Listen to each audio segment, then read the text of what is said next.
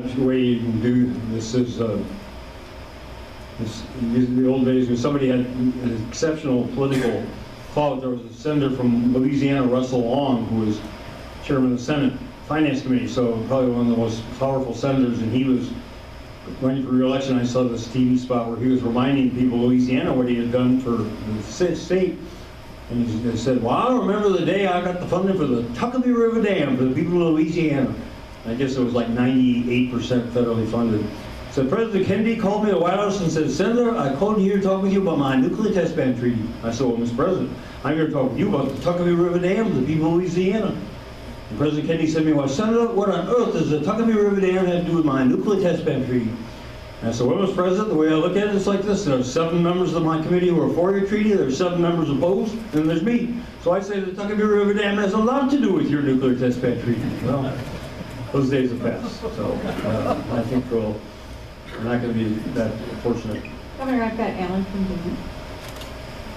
Hi, Governor. I am puzzled by a quote that's attributed to you, so I'm hoping to get clarification on that. Given that the Minnesota Pollution Control Agency has failed to uphold water quality standards, how could you say that you want to make the EPA disappear and turn permitting processes over to state and local government? Or rather, that's the quote attributed to you in the Pioneer Press. Do you stand by that? Well, it's not going to happen. But I think one of the real problems we have with government right now is we have these overlapping layers of jurisdiction. And so you've got, watershed districts, you have townships, you have cities, you have counties, you have Bowser, you have then MPCA, then you have the federal EPA, and it just suppresses everything that wants to move forward, or much of what wants to move forward. If we have an issue in Minnesota with a lack of rigor by the Minnesota Pollution Control Agency, then that's where we have to solve the problem, and not expect some group of people who live down in work down in Chicago to have any real motivation to make the changes necessary to allow us to move forward and create jobs here in Minnesota.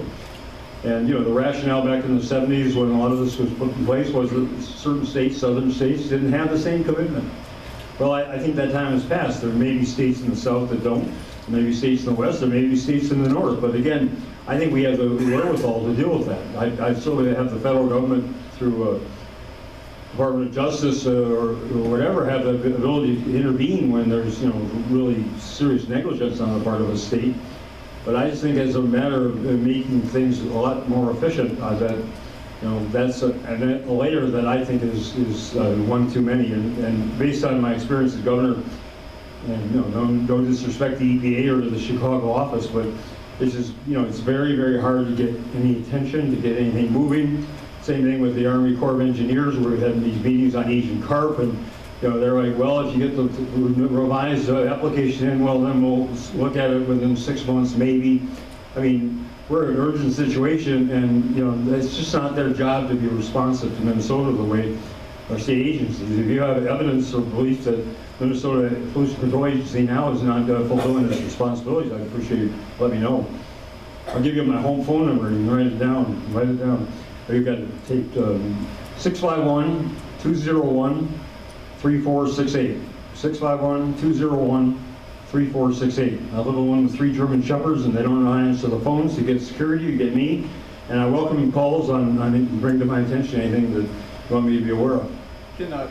Can you point to any tailings basin in Minnesota that isn't leaking and polluting the groundwater or surface water with salts? I'll tell you what, when you're done reading somebody else's questions, I'll respond to it. Is there one? I mean, that's a lot. Is there one? I'd have to ask the MPCA. Let's do that. I'll ask them. Fine. Governor, I have Birch from Duluth back here in the back of the room. Good evening, Governor. Thank you for joining us. My question was going back to the Northern Lights Express, and it was my understanding that, that was going to be possibly funded 8% by the federal government, and also 10% by the counties, and then 10% by the state government, if it does indeed go through. And I guess I want to ask you again, I don't know, where you stand on that. They are indeed going forward with it. If I understand, you're done with the environmental, and they're dealing with the engineering right now. And I just kind of want to get a clear understanding of what your thoughts are on that project, and as far as where it's going and what you think about that.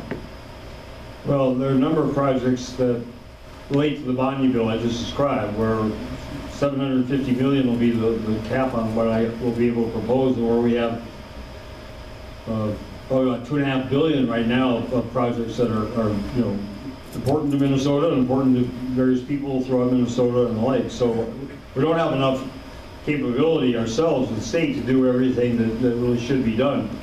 And there are several projects like this where view as well, we commit the state money, then then hopefully we'll get the 80% from the federal government, or 90% in one case, or 50%.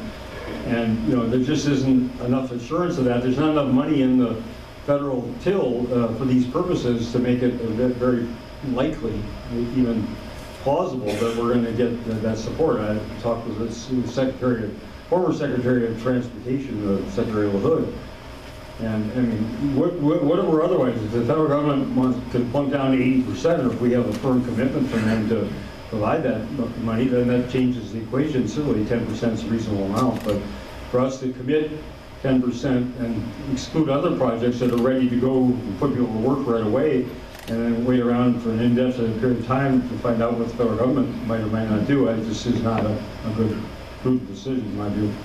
Governor, I've got Paul from Duluth back here. Hi, Governor Dayton. Welcome to Duluth, and it's nice to see you here. You seem like a real nice guy, but I'll say some of your ideas are simply bad. For one, the idea, I come to you, first of all, as a citizen and as a business owner.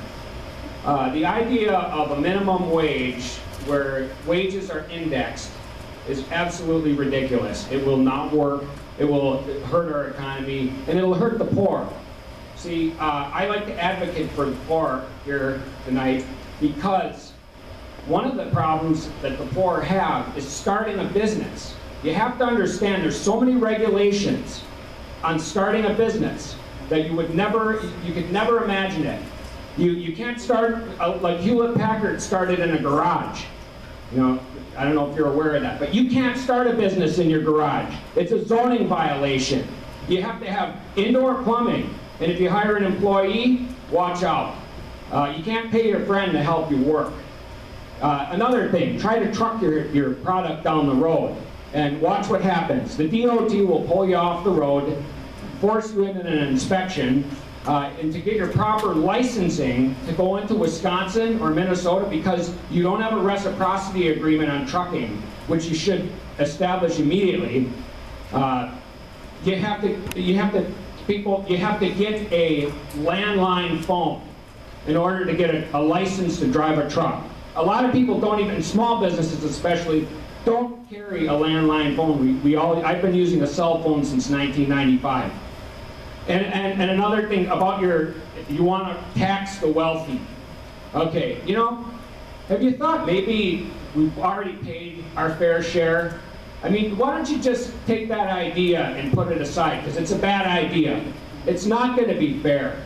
Because the wealthy are doing all the work. Okay, the freeloaders. Hey. All ideas are welcome here, all points of view, we're respectful. I mean, you're certainly entitled to your opinion, sir, and I respect that. I disagree with you. There are a lot of views, and those are yours. I appreciate your integrity to speak your truth here in front of people who may not agree with you. Well, if you've ever had a real job, you might understand what it's like. Got it. If you've never had a job, you're a lawyer. Governor, I have Patty from Duluth back here. I'm completely not guilty of being a lawyer. Welcome to Duluth. My name is Patty McGuire, and I'm a Duluth citizen. I'm a chaplain, and I'm a volunteer with the American Cancer Society Cancer Action Network. And I'm here to thank you for supporting the increase in the tobacco tax. You know that smoking and tobacco is still a problem here in Minnesota, and raising the tax is going to keep younger people from starting. I would like to ask you to support raising the tax from, you're suggesting about 90 cents a pack. I'd suggest going up to $1.50 a pack more. That'll keep more young people from starting smoking. And that's the important thing. We want to keep our children who are being targeted by the tobacco industry from starting smoking. and therefore getting cancer or many other diseases that are caused directly by tobacco products. So thank you for your good work, thank you for your support, and thank you for the continued work.